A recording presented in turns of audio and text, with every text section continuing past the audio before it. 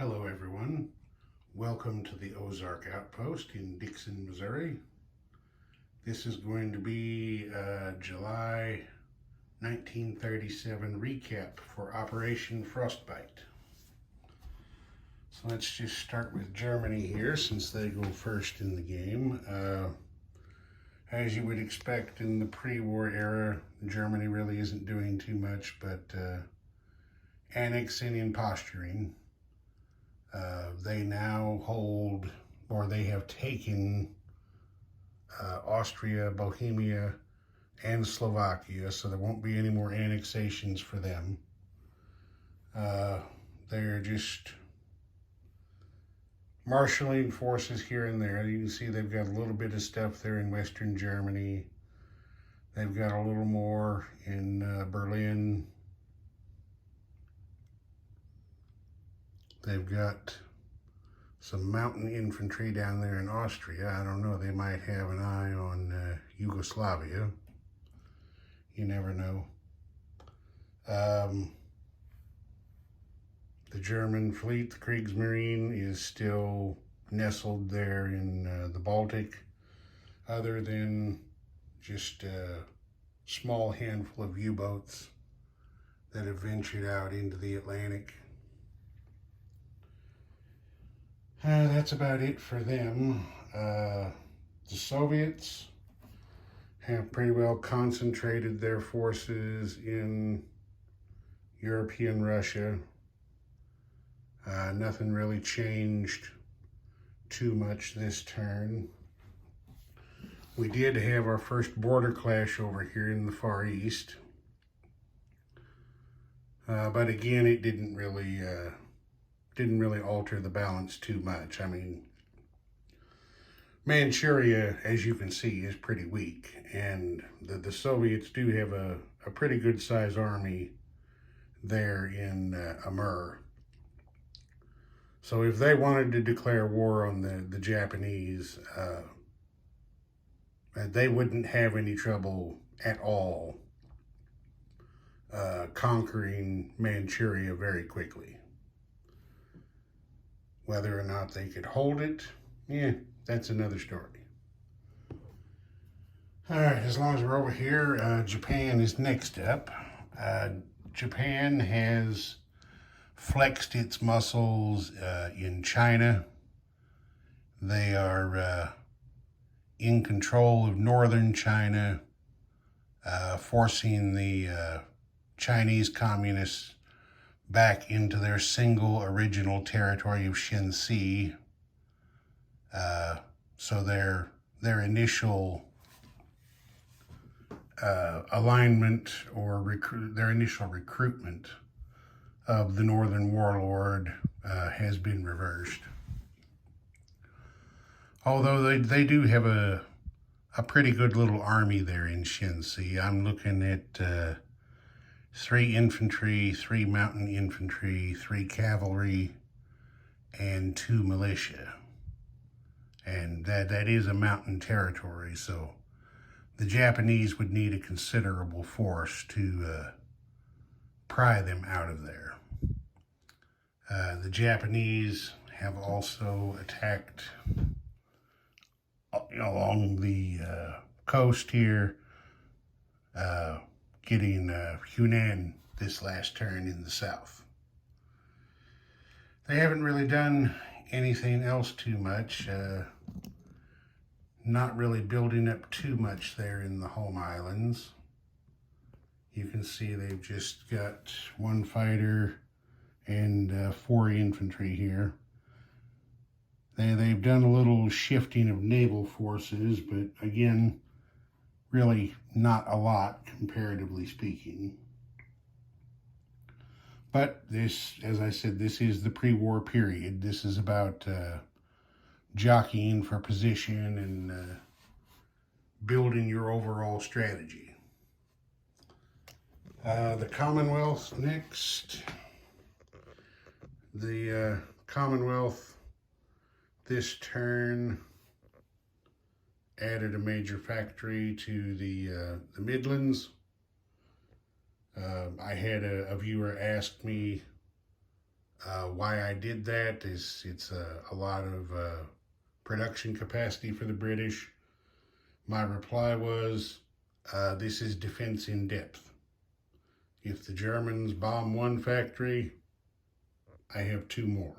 If they bomb two factories, I still have another one back here, so that I can still produce units. That's my thinking anyway. The British, this turn took a while. Nobody's fault. You know, Mark has work stuff that he has to deal with, like we all do. So some of this stuff I'm forgetting if it happened this turn, last turn. Anyway, about half or a little better of the Royal Navy is bulked up right there off of Gibraltar. The rest is here in the North Sea. So they're two fleets, and nobody knows for sure what they're doing, but I'm sure they're going to do something at some point. Down here, FEC again, just, you know, posturing, building, trying not to telegraph their intentions. They have built their first Gurkha. I really like Gurkhas for FEC. If you've watched any of my other game videos, I'm sure you know that. I put a lot of Gurkhas on the map in India. But that's about it. You see what there is for the Navy there is concentrated right there in their home waters, other than that coastal sub down there in the Malacca Strait. Anzac over here, they put a battle cruiser on the map and kind of dispersed their forces a little bit. Are they going to go here? Are they going to go there? Are they just going to sit? You know, who knows? As you can see, FEC is not going to be outdone. They're trying to get on the board with a battle cruiser to give their Navy a little more punch as well. Down here, nothing happening in South Africa. And for the British, nothing happening in North Africa yet, but we're going to go ahead and talk about the Italians now. Since we're here, Italy has brought a couple more troops down here to Cyrenaica. And I thought purchasing, see if I can get into it there through the crowd.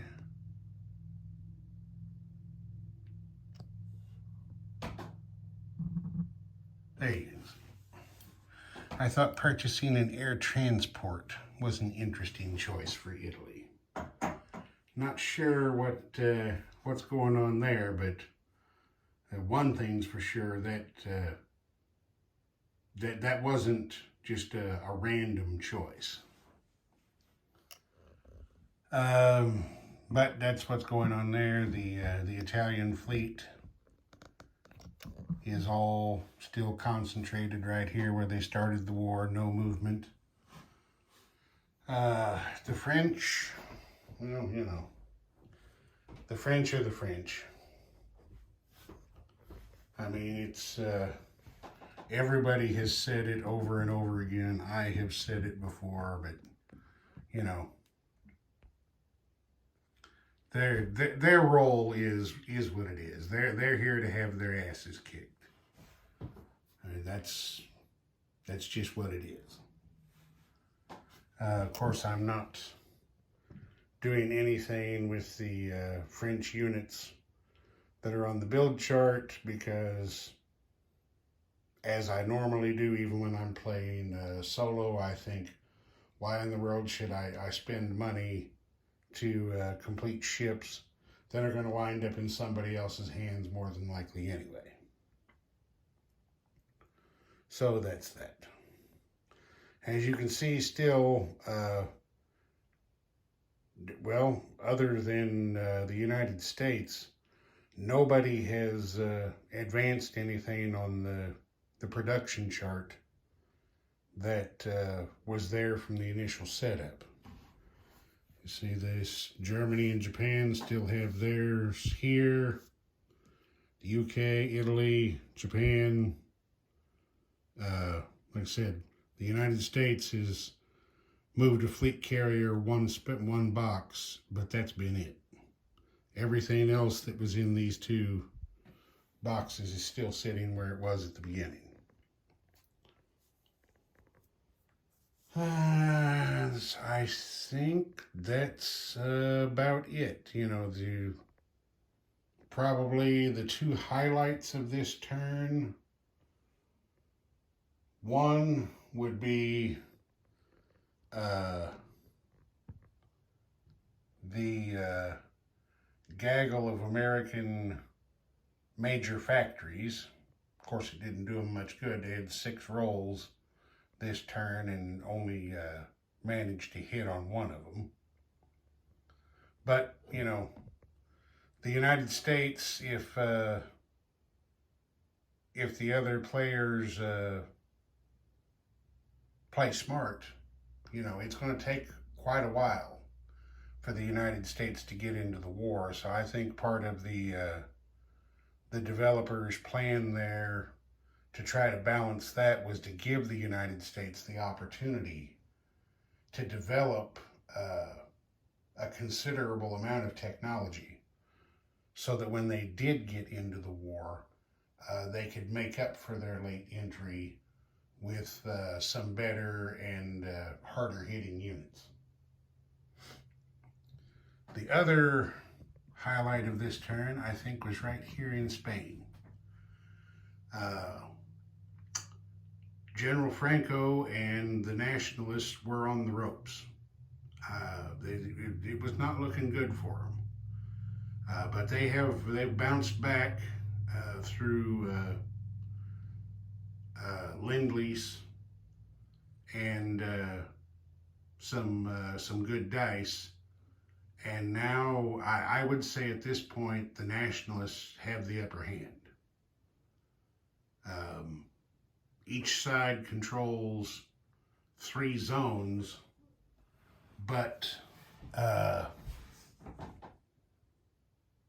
Republicans just don't have very much. I mean, they've got nothing in Andalusia. They've got 2 militia in Catalonia. They can't attack. They're static defenders. So at this point, Catalonia is not a threat whatsoever. Their only offensive capability is down here in Murrieta, Valencia, and they're outnumbered. There's 2 infantry, a mountain infantry, and a medium bomber. That's 4 units. Here in Madrid, there's an infantry, a mountain infantry, 2 artillery, and then back here in Leon Castile, there's 2 fighters that can reach down there. So that's 6 on 4. And this infantry will be artillery supported, so his mountain penalty will be offset. Of course, the mountain infantry don't take that penalty. He's going to be artillery supported, so he's actually going to be, he's going to be rolling on a 3 instead of a 2. I mean, it's not great odds, but I think they stand a pretty fair chance. And if Murrieta, Valencia and the Republicans' only offensive units fall, it's just a question of time then, because the Soviets can Lend-Lease 1 unit per turn, whereas Germany and Italy between them can Lend-Lease 2. So I mean, you never know. The dice go both ways. I mean, if they want to come down there and attack that, they may get their asses kicked and just wind up with nothing left. But you just have to see what happens. But as I said, This is the spot on the map to watch right now. That and northern China, I think. So let's go over here. Step over the field marshal here without having any problems. Let's look at the tech chart real quick. Okay. You can see there, Germany is on the board with 4 technologies. The Soviets 2, Japan and Italy 1 each. And down here, the United States, as they should be with the number of roles they have, is leading with 3 techs, and Great Britain and France are at 1 each. And then over here to the money. Surprisingly, maybe, Japan has the highest income right now. Germany right behind them. And everybody else, I think, is about where you would expect them to be at this point in the game. So, let's move that bad boy right there over to January 38. And whenever he can get around to it, if he's not chasing busted pipes, Mark the Shark will get that turn going with Germany and nationalist Spain. Ozark Outpost, over and out.